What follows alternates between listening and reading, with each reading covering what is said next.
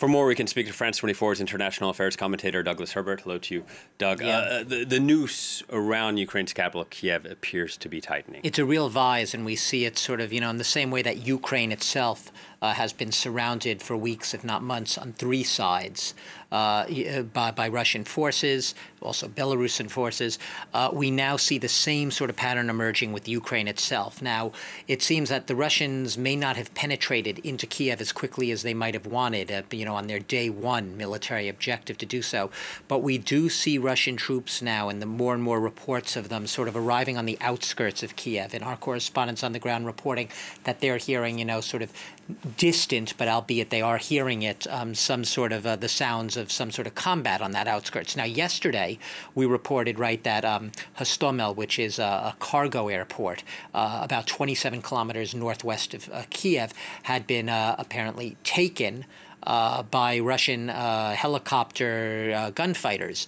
And the reports were unclear about whether or not how much they had consolidated control of that airport. It seems at that point that they may have used Hastamel, that they have, perhaps the Russian troops, consolidated control of that airport and are using it as a base for branching out and moving in closer to Kyiv itself.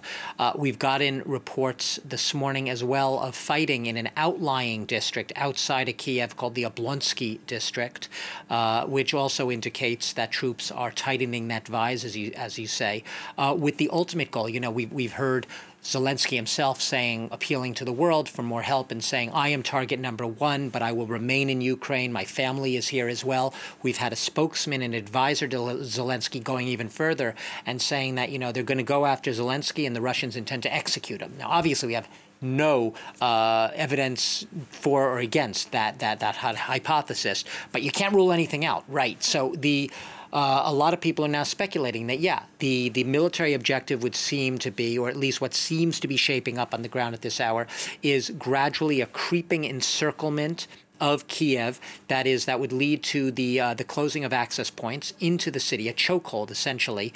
No one could go in or out, essentially leading to a sort of siege situation where Kyiv would literally be under siege. And from there, the Russian troops, once they have that stranglehold, the presumption is if they are, in fact, aiming at regime change, once again, with Vladimir Putin, you can't say definitely yes, can't say definitely no, but you can safely often assume now a worst-case scenario with Putin, where, he wants to install a more friendly government with him. He's not that cognizant, or he doesn't seem to care that much about the international backlash or the international outcry. He's certainly been deaf to such condemnation, and that outcry up until now hasn't really cared a hoot about it. So, what is to stop him is some of the thinking right now. And I think we're also getting reports, as far as Kyiv is concerned, that even within Moscow's upper echelons, even within the military establishment, even within the foreign policy experts, the establishment there, that there's an element of a little bit of surprise that even those who know Putin best, or thought they knew Putin best, have been taken off guard by the rapidity and the brutality, the lightning-quick nature of this advance, even if they've met Ukrainian resistance by all reports, and that it hasn't been perhaps as fast as the Russians would have wanted, still, this all points east, south, west, north, advance on Kyiv, and they've been taken off guard, and that the sense that they misjudged Putin. So at this point, if you're not to misjudge Putin, it's safer than it was yesterday to assume that his strategy with Kyiv is more dire than we would have been predicting or perhaps hypothesizing just a couple of days ago. Yeah, and Doug, we have this map looking at NATO's response too, because they don't want to be caught off guard, but as to what could be next after Ukraine. Look at that map. I know there's a lot of writing on that map. There's some interesting blue dots on that map. But what you basically see is the configuration as it stands of NATO forces. Could we keep that map up just full screen? Because it's hard enough to read even when it's full screen.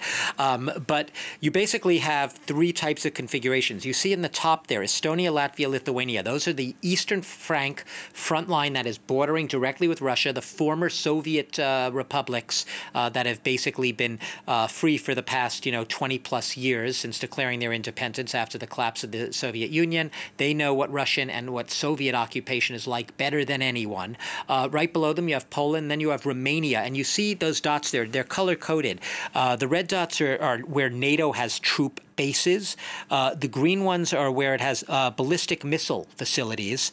Then you have these sort of orange-yellow dots, which are NATO air presence, airfields, and also U.S. troops in the blue dots. Now, U.S. troops, there are a lot. The U.S. troops are sometimes as much as all of the European NATO forces together, or in some cases much more. But these forces have been bolstered, but they still are a far cry. The numbers of troops and materiel in these frontline eastern flank NATO countries are still a far cry from the military armament and buildup that we've seen by Russia around Ukraine in the past weeks and months. So while it's true NATO has been girding itself, building its defenses for a possible spillover effect from anything that develops in Ukraine over the next hours and days, it's still unclear, you know, on a pure military level, what sort of match that would be if it really turned into a fight. Now, obviously, that is a long leap from what's going on right now in Ukraine to say that all of a sudden we're going to actually see fighting between Russian forces and the forces of NATO member states. That would really be, when you talk about the alarmist World War III scenarios, that would be ratcheting up the stakes dramatically. Once again, this being Vladimir Putin, you know, continually in recent days and weeks, me and a lot of other people, we have gone wrong by giving Putin the benefit of the doubt. We've been very wrong. He's not going to go this far. Then he does go that far, and then he goes a little further. Whenever you don't think Putin might up the ante, he does up the ante. So he seems to have no bounds right now, or at least his animus towards the West, and especially the United States, seems to know no bounds. And in the name of fulfilling what he sees as his historic mission or historic task to rectify the injustices brought about by the collapse of the Soviet Union and the post-Cold War security architecture, in the name of rectifying that, as Putin would say, who knows how far he's going to go. All a matter of speculation. But that map does show that there is definitely, this has concentrated minds among NATO staff and leaders and countries, and they are bolstering their forces there, even if those forces remain pipsqueak in comparison to what we've seen on the other side of that non-NATO border in Russia and Belarus and moving into Ukraine.